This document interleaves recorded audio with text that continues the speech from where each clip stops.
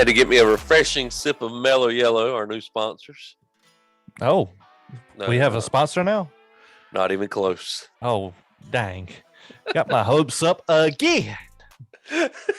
One of these days I'm going to learn. I need to just a bottle of Mellow Yellow, product placement. Or two of this. Yeah, there are sponsors. They just don't know it yet. I'd rather have Mountain Dew. Sun drops from me. Yeah, that's true. It's all the same. You're a commie. It's a yeller citrus drink. It is. It is Who now. said? Who said that? Oh, me.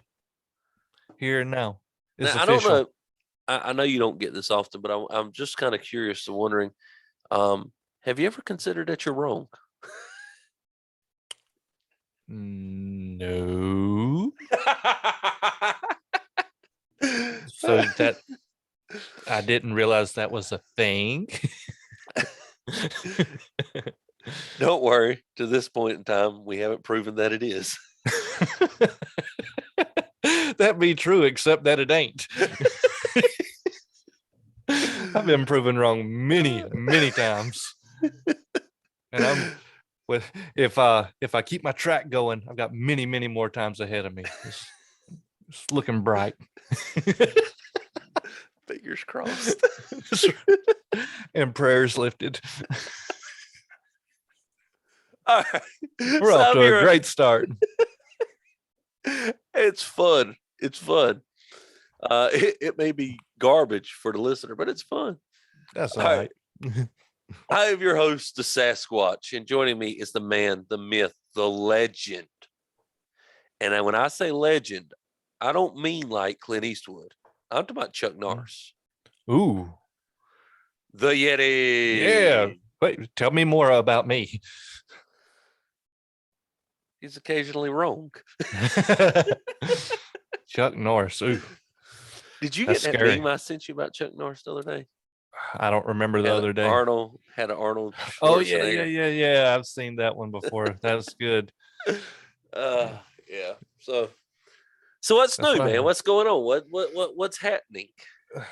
Things. Oh, okay. Stuffs and more things and plenty more stuffs. The world is a busy place, and I'm just caught all up in it. In the words of your wonderful grandmother, I'll be dogged. Yeah, me too. Dog tired. Oh, come on. It ain't that bad. Life is good. Yeah, life's great. Yeah. Life will make you tired, but it's great. I'm sitting there. I messed up and I looked at both of us in the camera. Normally I just look at you, and that's how I kind of keep focused. But I looked at both of us, and both of us look like, oh man, life is so good. Oh, just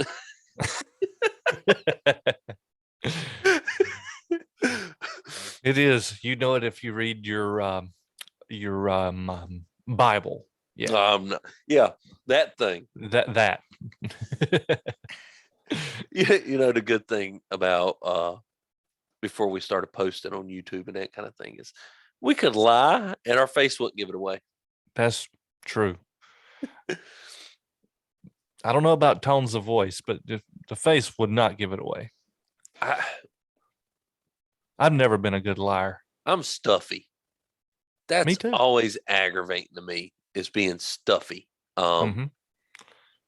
Whether it's going from 40 to 70 to freezing to 50 to I mean, it's just jumping around all over the place. It looks like the stock market graph. And welcome to North Carolina. Yeah, it is, in my opinion, my humble but accurate opinion, it is the worst thing about living here. Now that we're on YouTube, my head nod will have to do. People listening on the podcast, for somebody in the business, you think I'd learn names of things. What are they called? Your podcasting receiver, how you listen to a podcast? Podcast catchers? Like Spotify, Google, or Google Podcast. I've heard them called catchers. I don't know what else they're called. Okay. So platforms. platforms, catchers, whatever. All 12 of you are listening right now. Are like, would they move on? The answer is maybe, just maybe. Or maybe not. I'm struggling with cables right now. I've got my, here we go. Got it fixed. I thought you were set up and ready to go. Do you fidget while you're talking? It's like out. I just imagine you just sitting there talking, and then the next thing you know, you're just tangled all up in cables. Like Scooby-Doo and Shaggy get caught up in a closet somewhere, you know. Like, I'm gonna need you to put your hands on the table and don't move them. Some people can't talk if you ask them to do that. I think I can talk, but it is an ADHD thing. I'm trying it right now as we speak, but I think it's an ADHD thing that causes me to want to tinker and fiddle. And same thing when me and you go riding down the road. Yeah. And you're driving. You're like, I'm not driving anymore. You annoy me over there on the passenger side. Like a youngin. You're just over there going through about, everything. You're over Put there that down. I like Stop. driving. I don't like you as a passenger. It works. It does. It does. We're not always a good team, but when we are. Hey, sometimes things just click, right?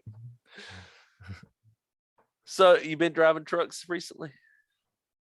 Just a pickup. That's it. You ain't To and fro. You ain't got into 18-wheeler headed up to Ottawa yet? Not yet. Not yet. Can't even say that I've considered it. Why not? Why not? That's what's going on. Because I'm here in America. America. Not because even that, I'm a real American. Not even that stupid part of America. Like the great part of it. Yeah. Yeah. Yeah. And we do stupid things sometimes, like allow a Democrat to become governor. But outside of that, we did that. That happened. Well, and it wasn't that we elected him. We just allowed him to stay in office after he stole it. Mm-hmm. That was the dumb part. Yeah, I'll be interested to see which direction things go in the upcoming elections. Yeah. Do you know if Robertson is running for governor? I heard a while back that he was, I hope but so. I haven't heard anything lately. I hope so. I saw your liberal cousin post something up there about him one time, and he was like, he's sexist, and I think he even called him racist. Now, for those who don't know, Mark Robertson is a black guy. Therefore, he can't be racist. Well, he could be racist, but he can't be racist to white people. He can only be racist to black people. Right. What was it? What was the guy for California? I'm trying to think of his name. He's a talk show host. He's a black guy, conservative, and they were like Larry Elders. Her side there was going. He is the black face of white supremacy. Who said that? CNN. I don't remember the person. It was one of their commentators. Gosh, that's awful. Yeah, he is the black face, the white supremacy. You can't you can't even. And I'm telling you. Listen, everyone who is in the sound of my voice, they're not gonna let you be Christian. It's not about race. It's about Christianity. And if you're the type of person who lives to a moral of Christianity, they're not going to persecute you by going, you're a Christian, because we have protections against that. They're going to go against for now. Yeah, for now. They're going to go against you by saying you can't go to church, or they tried it for a little while, and it worked for a little while. Well, they fooled us more than dictated. Mm-hmm. They kind of, now some places will work. Now we're in North Carolina, so it was a little bit less. Our governor is a Democrat, but I think even he understood I'm not pushing these rednecks so far. but like in California, I mean, it was legit in California. Yeah. Uh, anyways, all that being said, I'd love to see them attack Mark Robertson. There again, your liberal cousin over there talking about he's a sexist and a homophobic and all this other stuff, and they played a clip of him, and I'm like, uh huh, uh huh, uh huh. No, I agree with all that.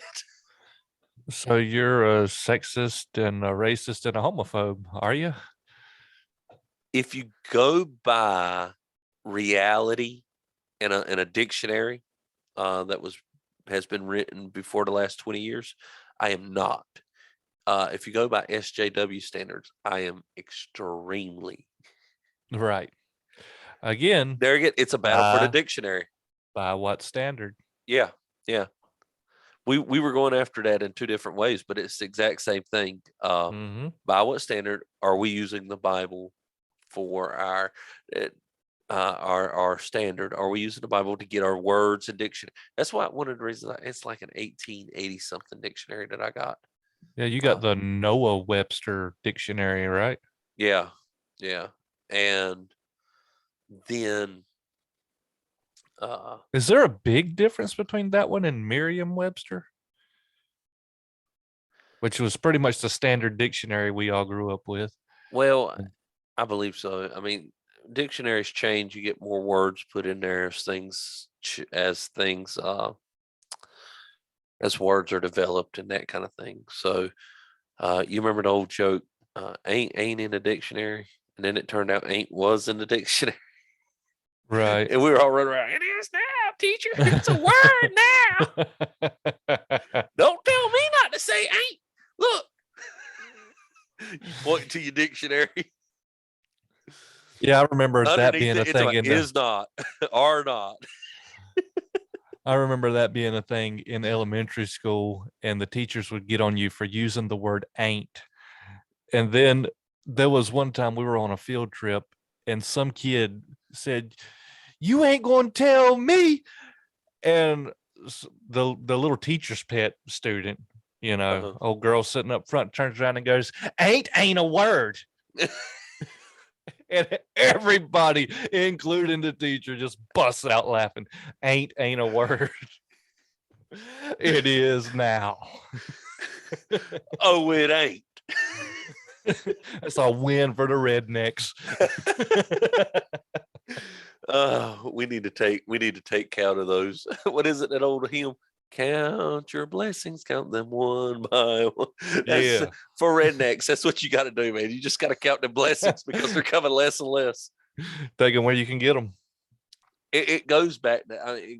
My mind goes back to we're losing the culture, and I don't mean like culture war type stuff. North Carolina used to have a very distinctive culture, and it's slipping away to where now the only thing that really defines North Carolina is what? Barbecue and cheer wine and Pepsi. Right. Throw in some Duplin wine and hog farms. College basketball, even though that doesn't seem to be as big as it once was. Yeah, and beaches. You got some of the lighthouses, beaches. Yeah. But I don't think we're known for beaches like California and and Florida. Florida, yeah. No, that's true. We're known for the best of all three type of environments. As far as you got the beach, you've got the plains and the hilly, and then you've got the mountains, which mountains are beautiful. We got the Blue Ridge Mountains. Yeah. And I don't think North Carolina is really thought about as mountainous either. I think people think more Tennessee, Kentucky, more so than North Carolina, South Carolina, Georgia. Yeah, I think. Yeah, you were telling me about somebody the other day, and you said this fellow was from the mountains. And you said, "Oh, from North Carolina?" No, I'm from South Carolina. And my thought was, South Carolina has mountains? Yeah, I mean, and we can. They do now.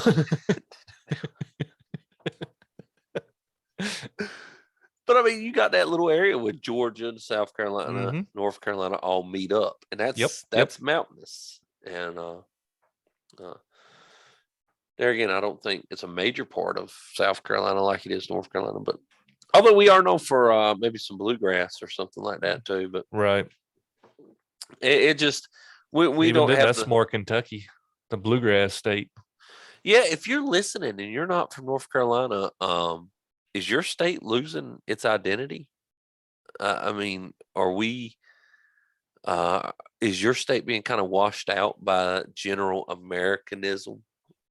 That's interesting because like I said, now North Carolina's had a lot of people move to North Carolina. A lot of people move from up north to here. That has not helped. I'm not trying to fuss about it. It's been good for economic reasons, that kind of stuff, but um, it has not helped us keep our culture when you have such a large amount of people moving. Florida's probably the same way, I imagine, where Mm, they've had such a large increase of population. Texas, I think, is struggling with this but it ain't from up north. It's from California. Got a bunch mm, of Californians moving down, and then people crossing the border as well. right. And I think they might be struggling with that. What are our boy Davis up there? I mean, down there in Texas, he might be able to Uh-huh. holler at us. Let us know if it. Uh, let us know. We come from a southern uh, way of looking at this thing, but out west, maybe towards Idaho and California, that kind of thing. Maybe up north even. If you're noticing, like it seems like your state culture is disappearing, holler at us. Let us know because it's interesting to me to see something like that occur. I don't want to see it go away. Change is. I mean, change is inevitable. It's Mm, going to happen. You're better right. off trying to adapt to it. Stick with the gospel. Change with the times, and don't try to hold on to things that are just going away. Eventually, somebody had to let go of Rome, right? I mean, Right. things changed, and so. But I don't. That don't mean I have to like it. That's a straight up you statement there. Yep. That's right. You you ain't gotta like it, but you better get used to it because it's what's going on.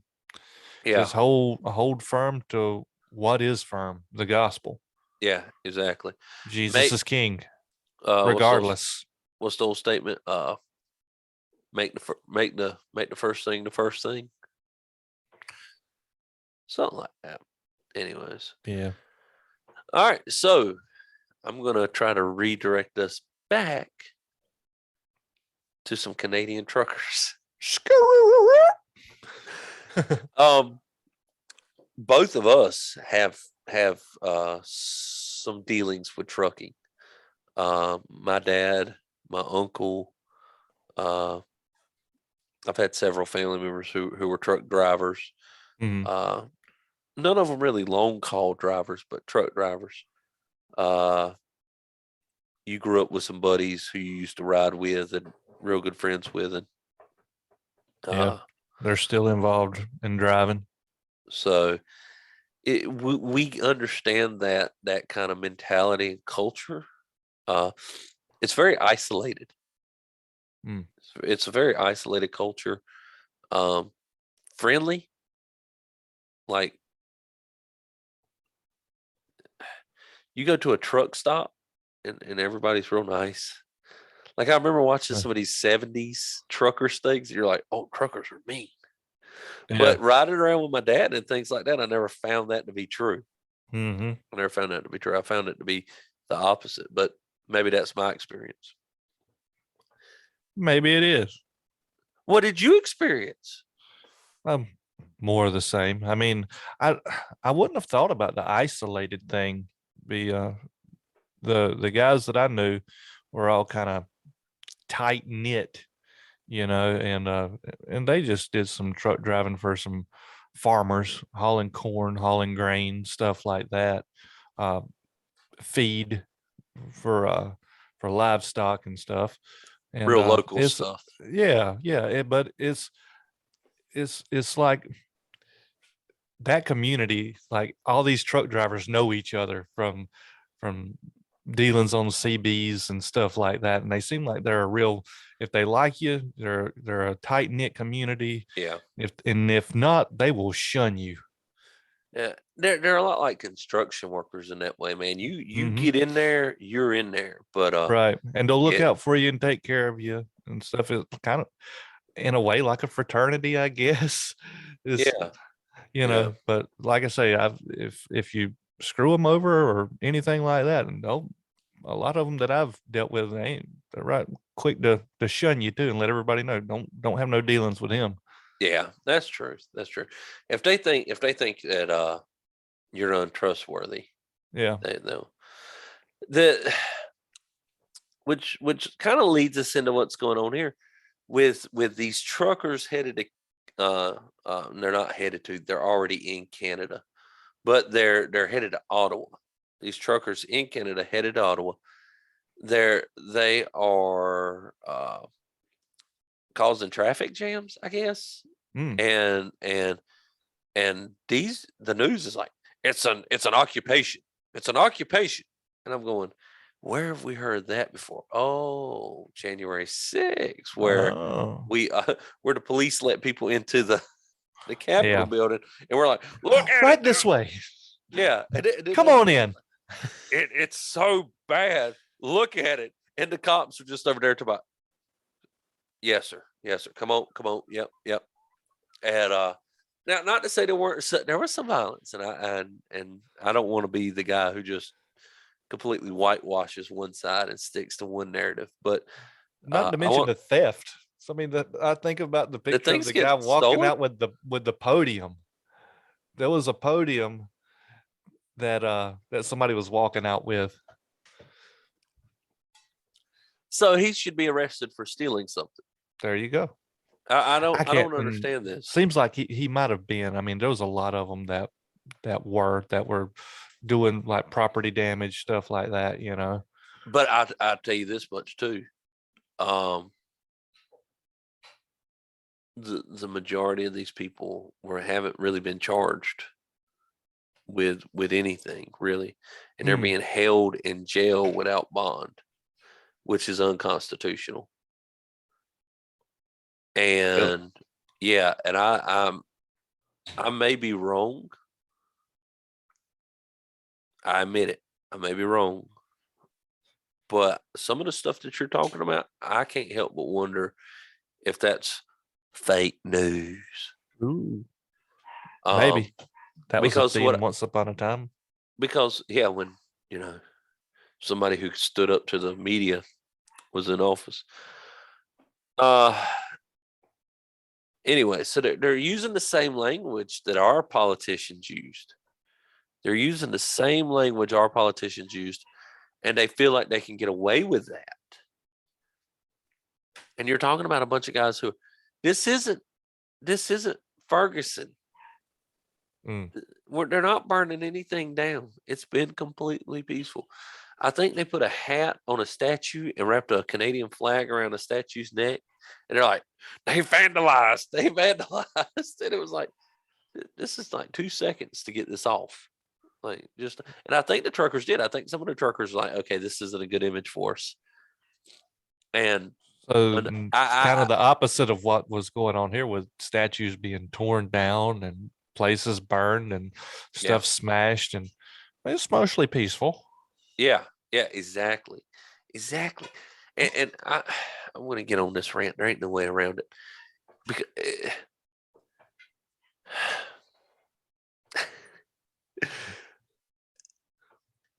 I would love to see the United States media have to pay some consequences. I better quit poking the desk that audio here through the audio.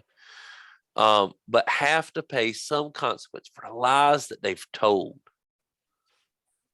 There's such thing. There are slander laws. In other words, there are laws out there to keep you from slandering people,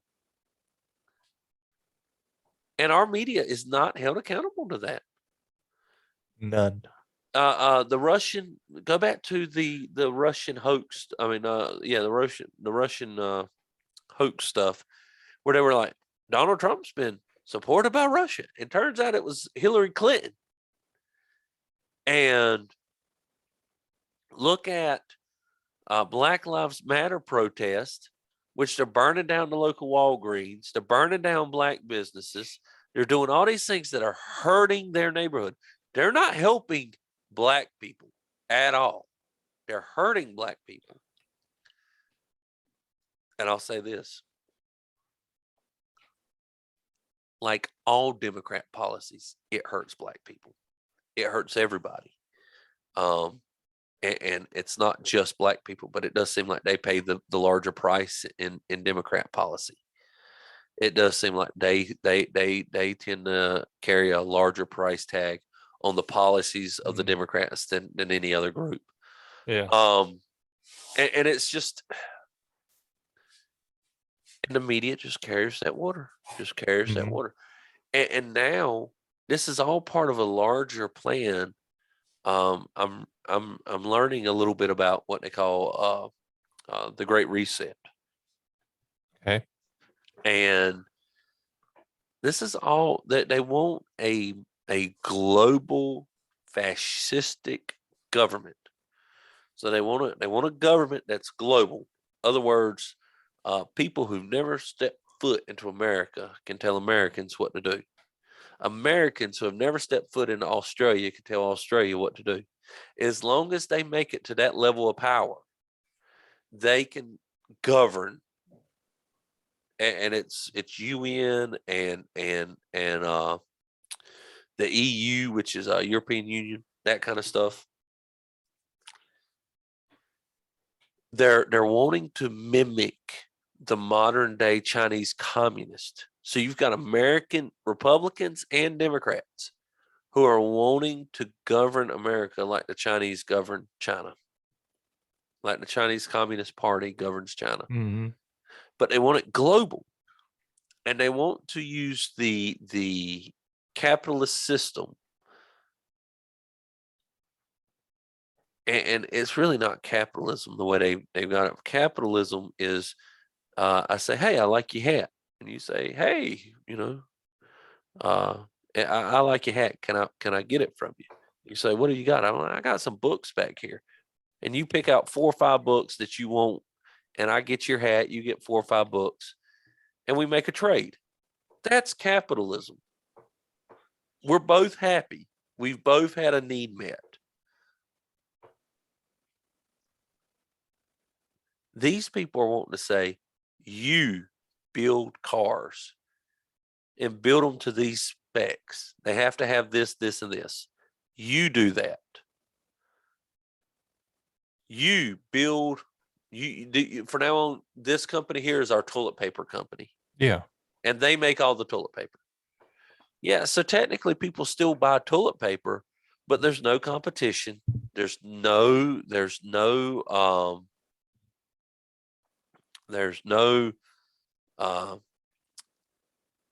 what's the right word?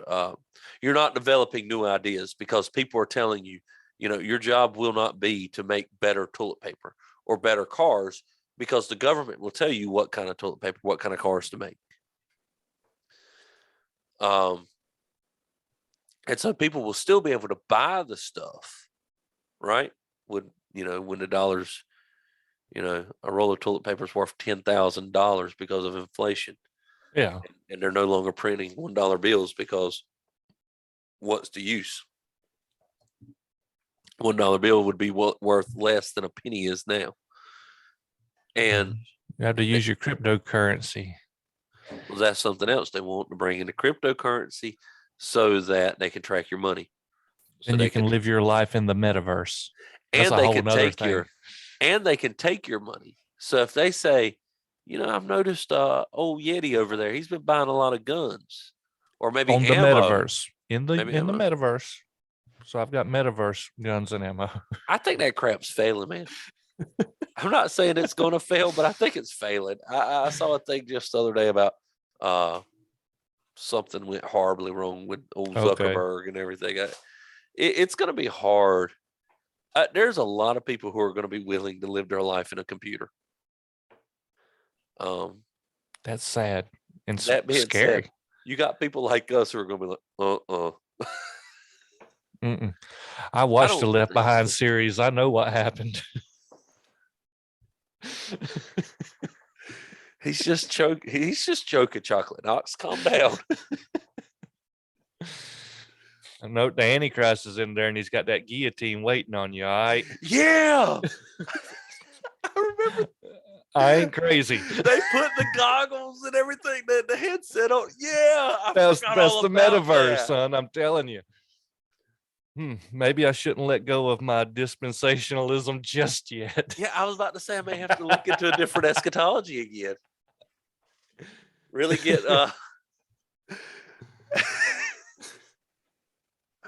I forgot all about that. You're right. You're right. That You go up in there if you want to.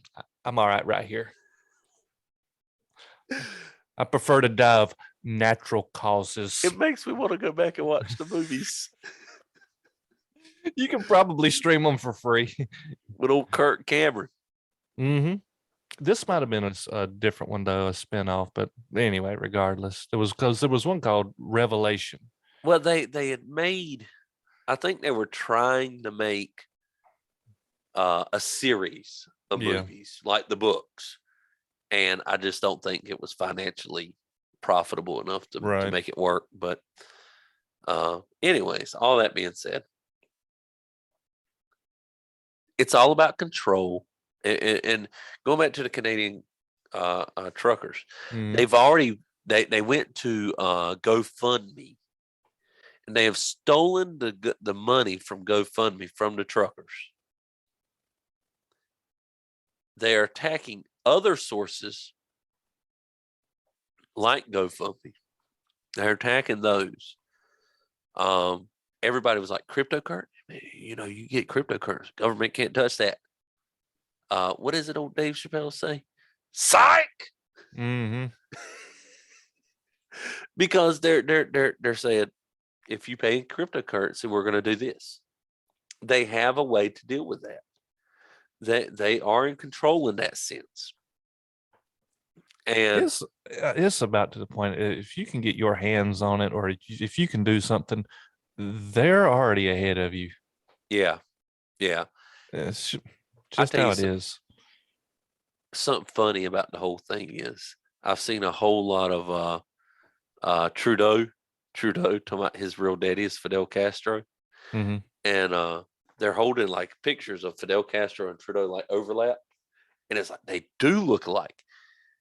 But I thought it was a joke. No, the people, Trudeau family, his daddy was the prime minister of Canada a while back, like a long time ago, back when we were little boys, or maybe even before we were born. I don't remember the years, but and they went and visited Cuba, and it was like, don't shoot me if I get the year the time wrong, but it was like 8 months and 2 or 3 weeks later, Trudeau was born. And so and I'm not saying I'm coming from reliable sources on this. I'm just saying they went from they went to something that I was like, oh well, that's just a joke. It's funny. Look, they do look alike. To like doing the math on his birthday and when they were in Cuba and going, boom, boom, boom. Hold up. Wait just a minute here. Yeah. So he may be Fidel Castro's son. But he's acting like Fidel Castro right now. He's acting like Fidel Castro. He's being a tyrant. So he might as well be. Yeah. And this is what I want to tell our listeners too, is these people are going to be tyrants because they want to be God. And they really suck at being God. They just don't know it. They don't know it. And so that's why they think they can rule the entire world from a centralized location. And that's why they think, honestly, what they're wanting to do is make kings and queens and serfs, and we would all be the serfs. We would all be the poor people who live on the outside of the castle, um, first ones to get attacked, um, with promises that we'll take care of you. We'll take care of you.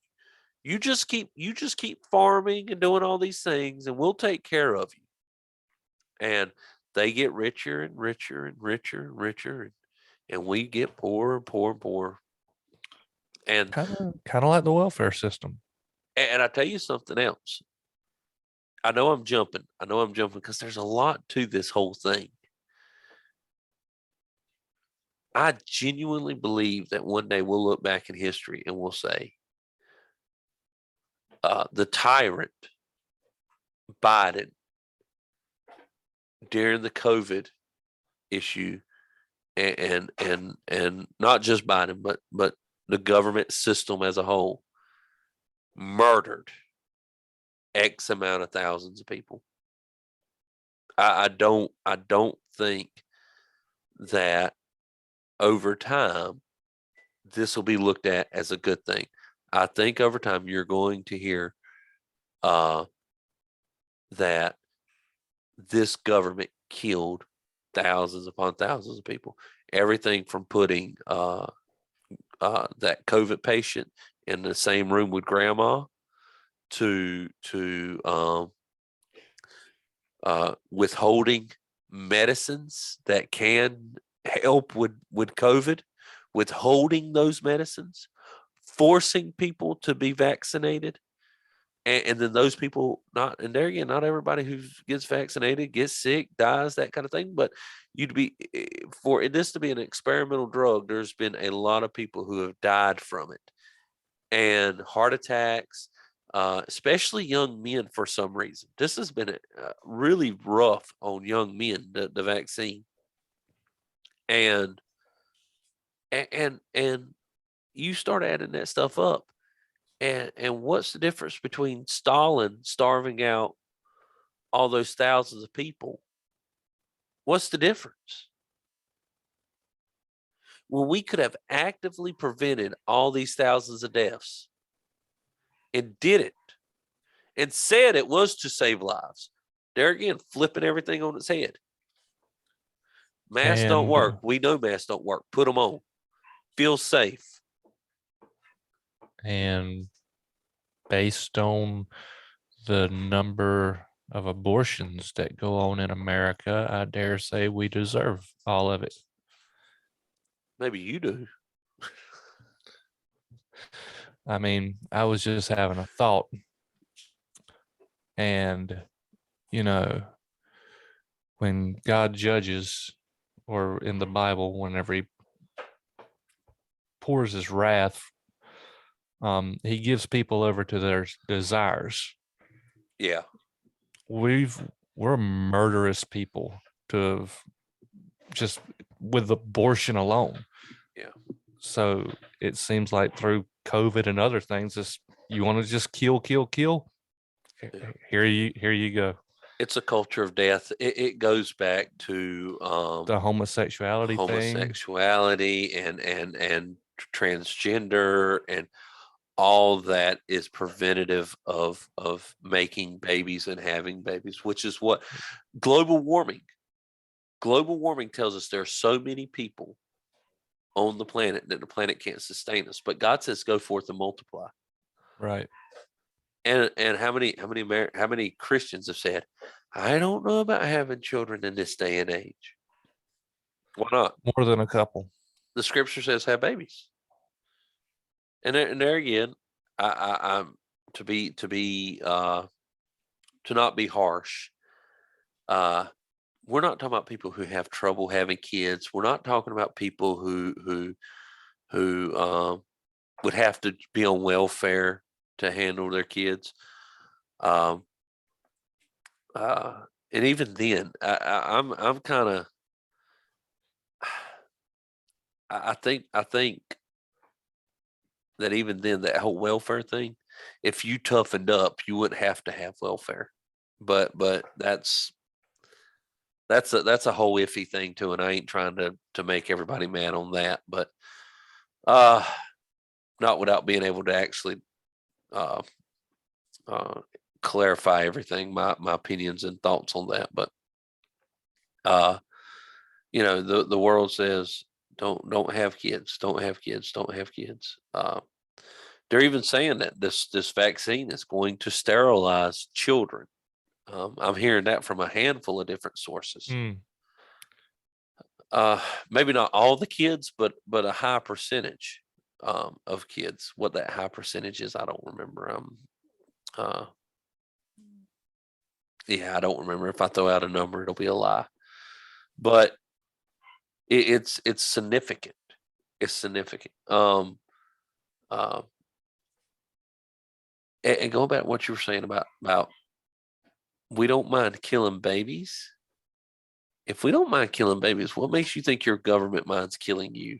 There you go. Yeah, yeah. And so we have to be preaching the gospel. I wanted to talk about the Canadian trucker thing, and we've moved on with that. That happens with this podcast. Sometimes we just get to talking, and we kind of move on past something. But the truth is, and we'll probably camp here and finish out this thought and call it. But we have to be sharing the gospel. Quit being a coward.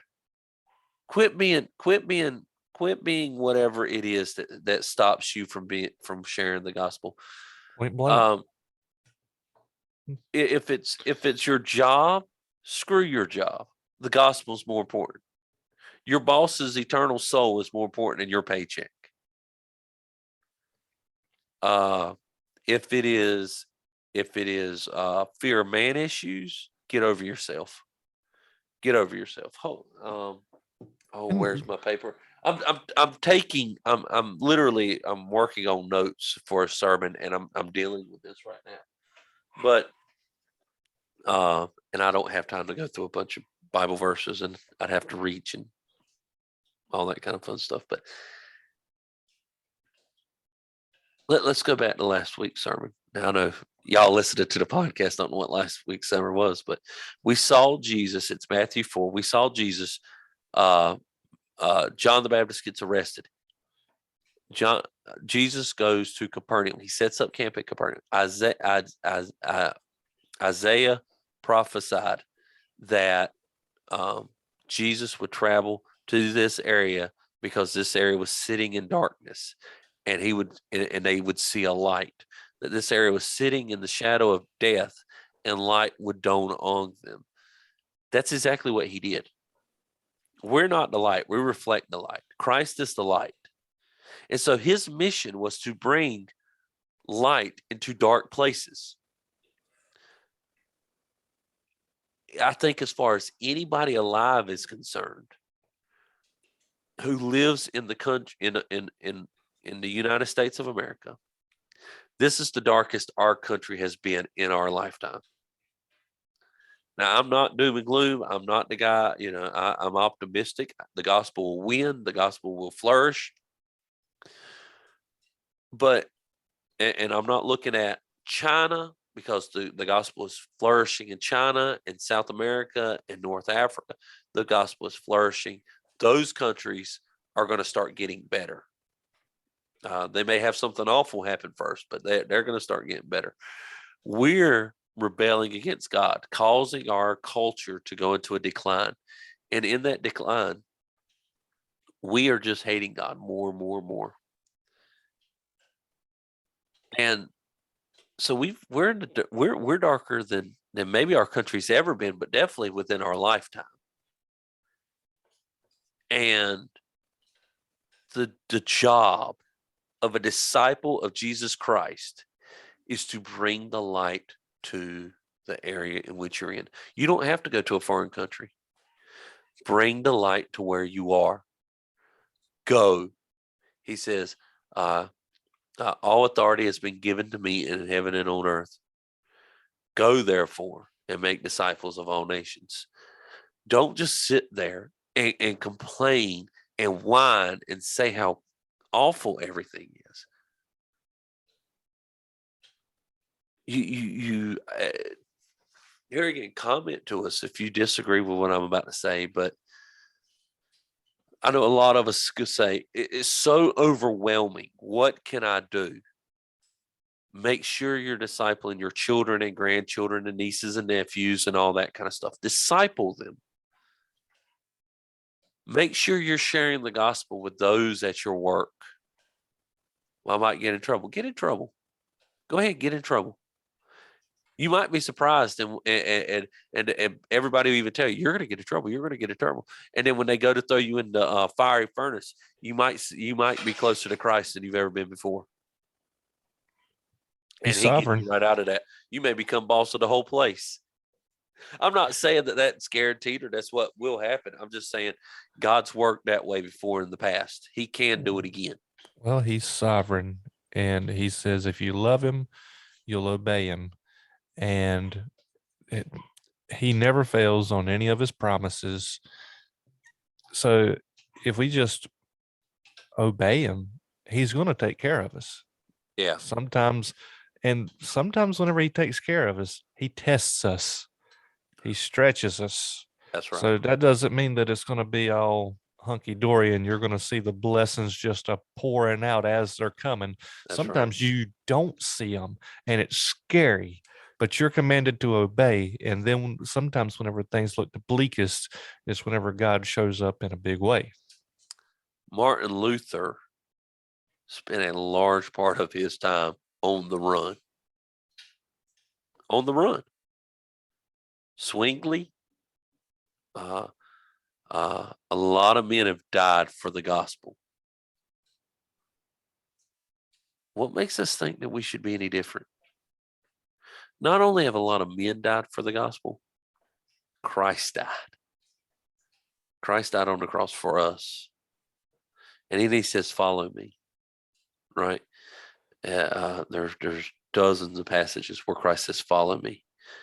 There again, I'm looking at the scripture right now and I'm going where he's picked Peter and Andrew and James and John as his disciples. And it says that they dropped what they were doing immediately and followed him. What are you doing? What are you doing that's keeping you from following Christ? Drop it now. Drop it. Just drop it. And all your rewards may be in heaven. You may not get any rewards for that on earth.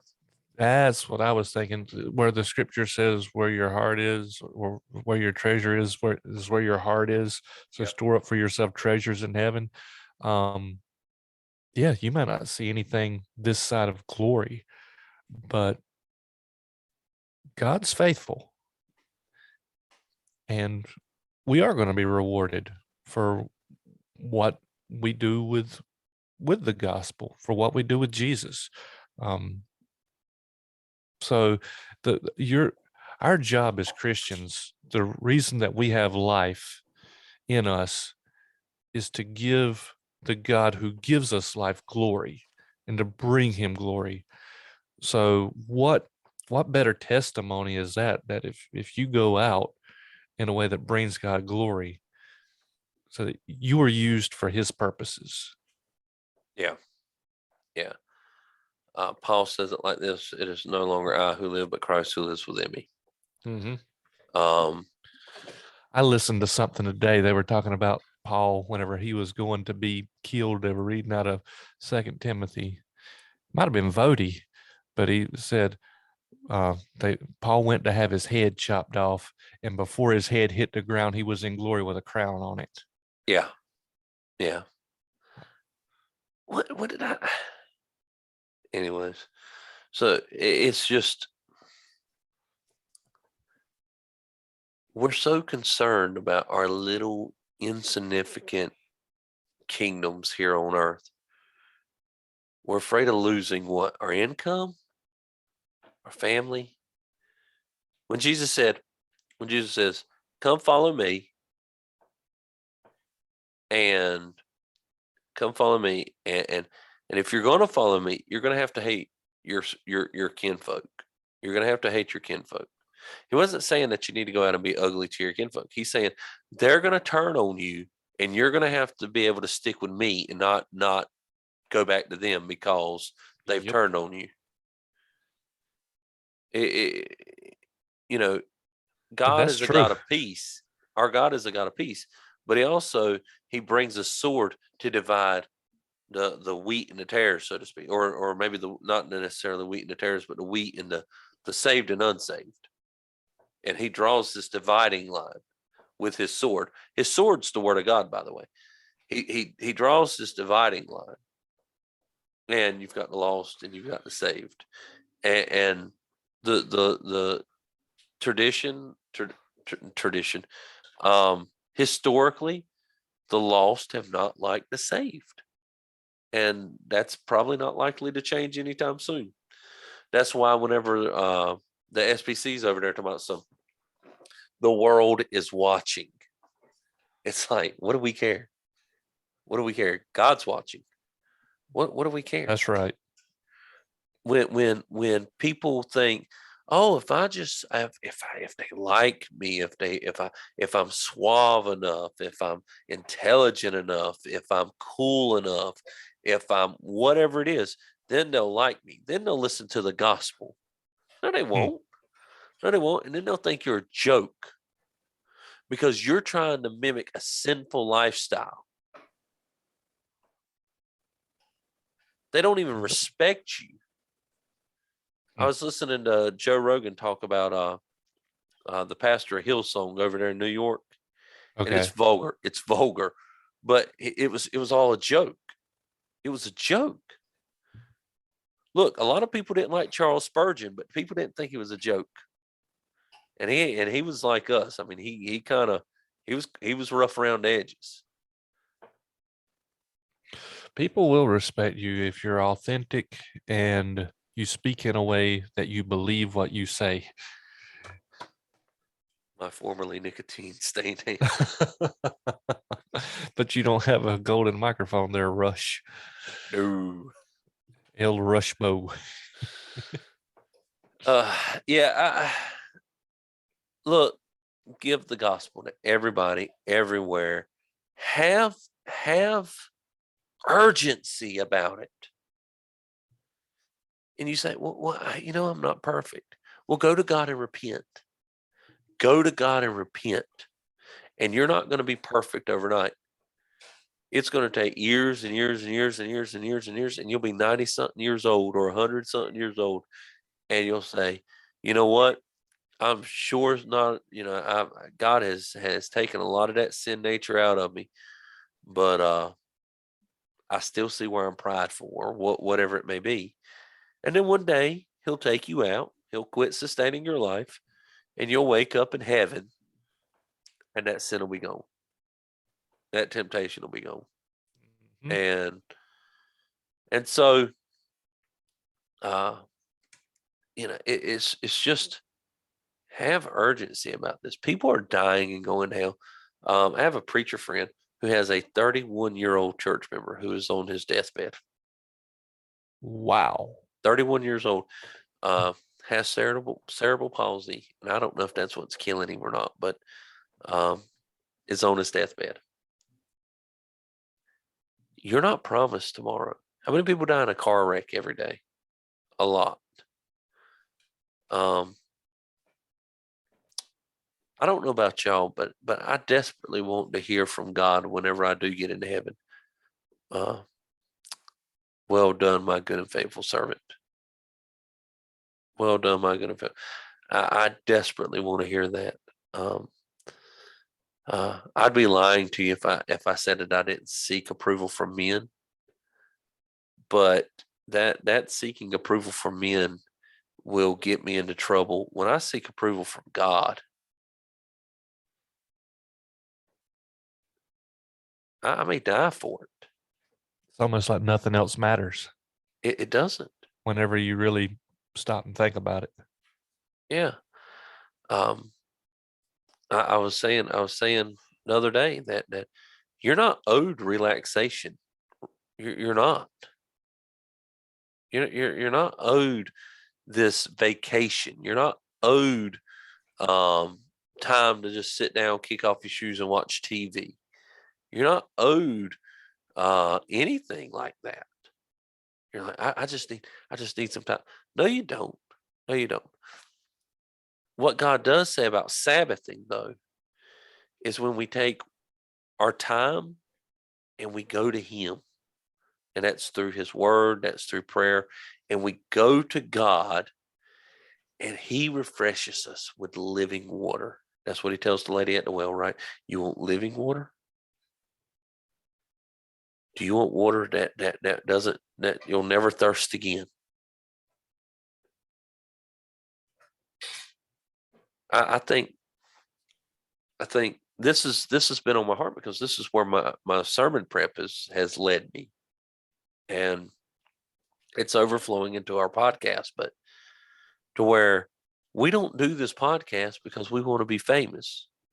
In fact, I don't think either of us actually care to be famous at all. Um, uh, we don't do the podcast because we're making tons of cash off of it because it's done nothing but make us pay for things. It's cost us. We haven't made a dime from it. We do it because we desire for anyone to listen to it and grow closer to Jesus.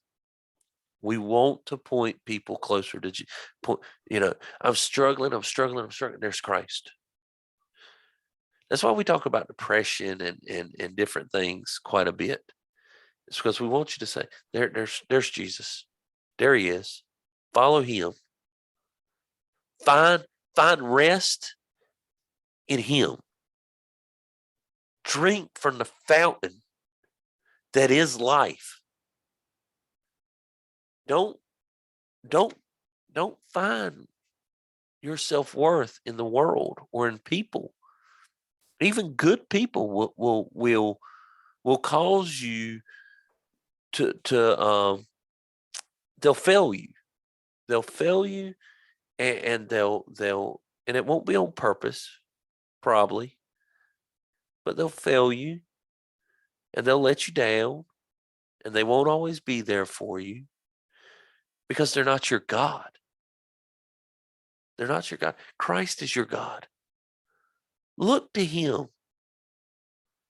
Don't drown because you're too distraught to go to Christ. He should be what we desire to go to.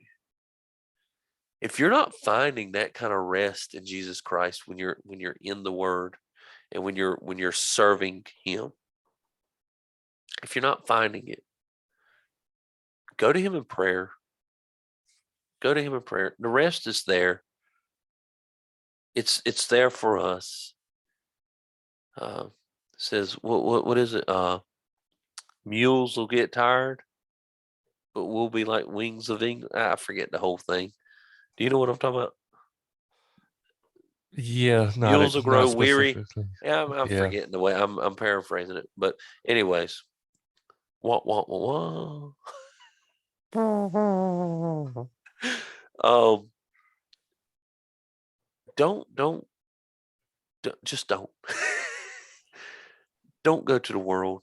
And the world's distracting you. We're talking about the metaverse earlier. All that is that's all your phone, your TV, the radio, books, uh, even good things sometimes like Fox News. Not playing, but even sometimes we get caught up in maybe like listening to John MacArthur and finding ourselves only wanting to almost making an idol out of that guy, right? Instead of finding our rest, instead of finding our rest in God, we spend more time listening to this pastor or these pastors than we do actually going to the Word of God and going to God in prayer. Yep. And so I'm pleading, for lack of a better term, I'm pleading that whatever's going on and whatever happens in the future, it's under control by God. He didn't go, oh crap, what happened? And if you're looking towards men or wealth or anything else to satisfy you, you're just gonna be broken. You're just gonna be broken. And so turn to Christ. You're like, I'm already saved. Exactly. Exactly. I need Christ today every bit as much, if not more so, than when today I got saved. You got anything you want to add to that? I think you summed it up about as good as can be. That's it in a nutshell. I'm gonna give myself Turn one of to Christ. these. Oh no, wrong thing. Wrong button, Clyde. What is happening? I may not be able to play us out.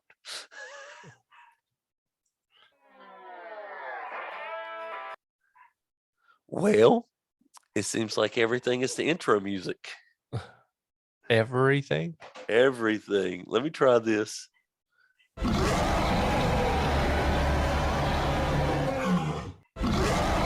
Okay, something is terribly mislabeled here. I don't know what's going on. Well, we could have just stuck with this. Let's see if I can do this.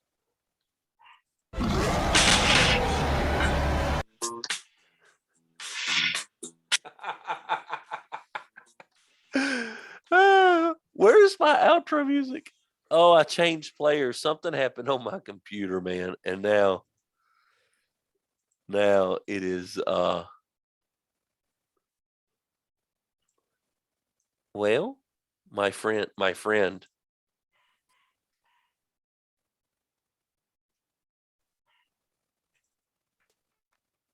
Oh, there we go. I found it. All right. Hot Eddie, diggity. how Yo. can they find us? Well, since you asked, I reckon I can tell you that they can find us by hitting us up at www.bigfootrevival.com. Listen to all of our previous podcast episodes over there. You check out some of our blogs too, and links to all of our social media websites, including Facebook, where we're most active, Instagram a little bit. And speaking of which, if you want to message us, you can drop us a direct message off of Facebook, Instagram, whatever, or shoot us an email. That's bigfootrevival@gmail.com. And remember, for God has not given us a spirit of fear, but one of power, love, and sound judgment. Yo, Yeti! Yo, We out, son. deuces.